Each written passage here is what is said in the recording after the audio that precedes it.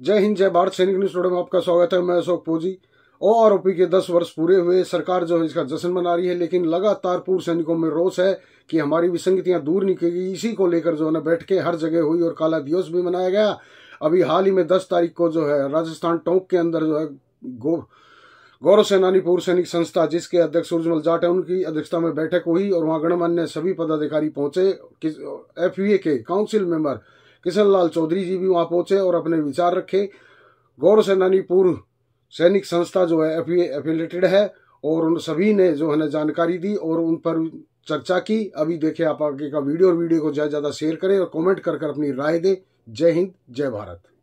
हमारा जन्म 6 मार्च 2023 को टोंक में हुआ था, लेकिन मैं बिना किसी शक और संदेह के आज ये बात कहना चाहता हूँ कि प्रदेश में ही नहीं, टोंक गौरव सेनानी संस्थान का नाम राष्ट्रीय स्तर पर है और टोंक जिले का नाम प्रदेश गौरव सेनानी एसोसिएशन, जो राजस्थान में कई सैनिक संगठन है और देश में भी कई सैनिक संगठन है, और सब सैनिक संगठन यही कहते हैं कि हम सैनिकों के लिए लड़ाई लड़ रहे हैं। हो सकता है उनका तरीका अलग होगा, लड़ रहे होंगे, लेकिन मैं आपको ये बताना चाहता हूँ, अगर ग्राउंड में सैनिकों के हित के लिए देश में कोई संगठन काम कर रहा है तो वो प्रदेश गौरव सेनानी संगठन है और उसकी टोंक यूनिट उसमें बहुत आगे है। राजस्थान में प्रदेश गौरव सेनानी संगठन का संगठन टोंक, हिंडोन, करौली, जोधपुर, ये मालपुरा, ये सारे संगठन ऐसे हैं जो अग्रणी भूमिका में है। आपका नाम राजस्थान में ही नहीं देश में है। अभी 20 अक्टूबर को नोएडा में फेडरेशन ऑफ वेटरन्स एसोसिएशन की काउंसिल मीटिंग हुई थी। मैं आपको ये बताना चाहता हूँ, पिछले 1-1.5 साल में ओआरओपी जिसे कहते हैं, लेकिन सही मायने में मैं उसको 1 रैंक और अन्य पेंशन कहूंगा, 1 रैंक 1 पेंशन उनका नाम नहीं है। आपको मैं आज 1 रैंक 1 पेंशन की परिभाषा बताना चाहता हूँ कि उसका जो कंसेप्ट बदल दिया गया है, उसकी परिभाषा और आधार ही बदल दिया गया है। 2013 में जब इसकी घोषणा हुई थी तो 1 रैंक 1 पेंशन को मैं आपको डिटेल में समझाना चाहूंगा। मैं मुकेश से कहूंगा मेरे टाइम को थोड़ा बहुत रेस्ट्रिक्ट ना करें। 1 रैंक 1 पेंशन का पता आधार क्या था कि नोशनल मैक्सिमम को बेस बनाकर, उस साल की जो मैक्सिमम पे को बेस बनाकर तीनों सेनाओं में, उदाहरण के तौर पे बताना चाहता हूं, आर्मी का अगर हवलदार 24 साल का है और नेवी का अगर चीफ पेटी ऑफिसर अगर 24 साल की नौकरी का है और एयरफोर्स का सार्जेंट 24 साल वाला है, उनकी पेंशन एक समान जो सबसे ज्यादा है, उन तीनों में से जो जिसकी सबसे ज्यादा है, नोशनल मैक्सिमम का मतलब था कि समान रैंक समान लेंथ ऑफ सर्विस पे जिसकी सबसे ज्यादा वो फिक्स की जाएगी। लेकिन 7 नवंबर 2015 को वो कंसेप्ट बदल दिए गए, उसकी परिभाषा ही बदल दी गई। वहां क्या किया गया है कि नोशनल मैक्सिमम और नोशनल मिनिमम को दोनों को एवरेज करके पेंशन की गई। उदाहरण के तौर पे नुकसान बताता हूं, अगर नोशनल मैक्सिमम में आपकी पेंशन 50,000 रुपए थी और मिनिमम में 40,000 रुपए थी, तो एवरेज में कितनी हो गई? 45,000। तो जो 50 दे रहा था उसकी तो कम हो गई। तो वो वहां पे बहुत बड़ी चूक है, लड़ाई उसको ठीक करवाने की है। और इसी क्रम में यह था कि जब आपको 2013 का बेस किया, जो 2014 से आपको ओआरओपी लागू करना थी, तो बेस या 2013 क्यों अडॉप्ट किया गया? 2014 अडॉप्ट करना था तो आपको एक इंक्रीमेंट फालतू मिलता।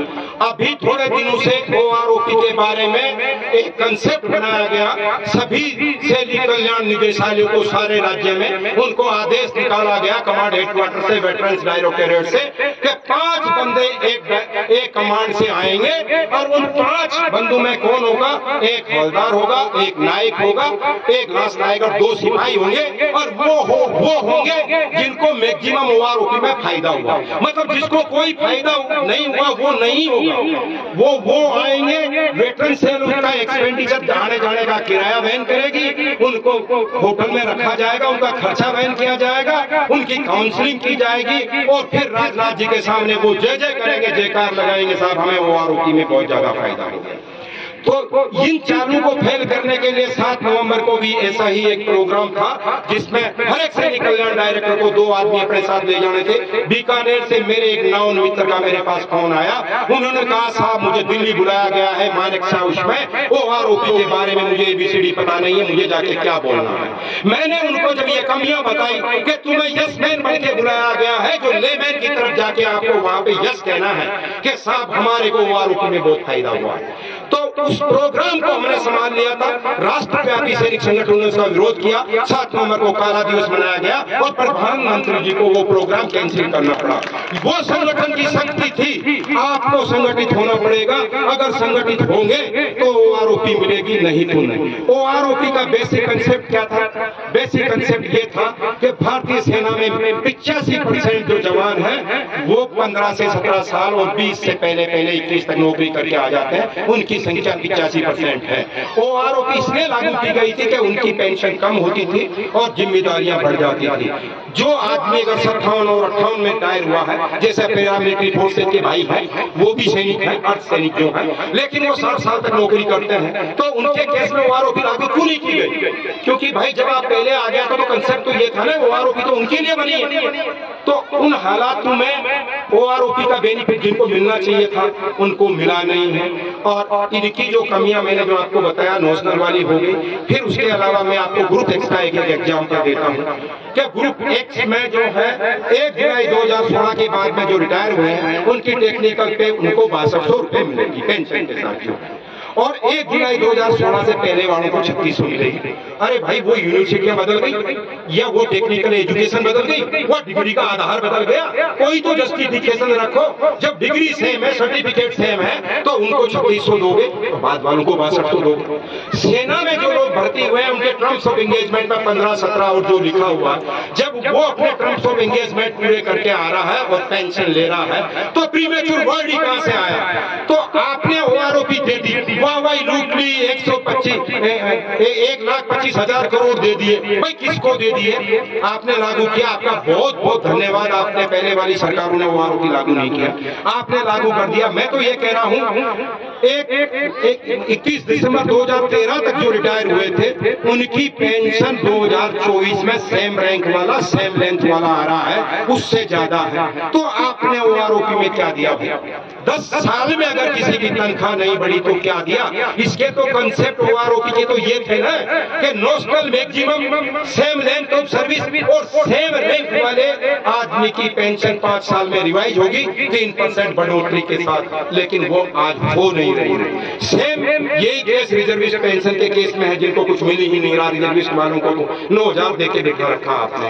और जो फैमिली पेंशन वाला मैटर है, अगर मान लो आप सर्विस पेंशन आए, आप एक्सपायर हो गए, उसके बाद उनके परिजनों को आप फैमिली पेंशन में कन्वर्ट कर देंगे और उनकी पेंशन कम हो जाती है फैमिली पेंशन में, तो आप ये बताइए कि जो सर्विंग मेंबर था वो रिटायर आ गया, वो कुछ कमा रहा और पेंशन के अलावा भी वो भी नहीं रहा, और गवर्नमेंट ने उसकी पेंशन भी कम कर दी, तो दोहरा प्रभाव उस परिवार के साथ हुआ कि नहीं हुआ? तो हम सरकार से ये कहना चाहते हैं कि enhance rate of family pension को भी बढ़ाया जाए और इसको दुरुस्त किया जाए। एक चाल जो मैं बता रहा था ना रक्षा मंत्री जी की, जो 5 जवान कमांड से तो 35-7 कमांड से हो जाएंगे, तो ये सब जो है सही मायने में कहना चाहता हूं कि वो दोगले सैनिक वहां जाकर हाथ उठाएंगे।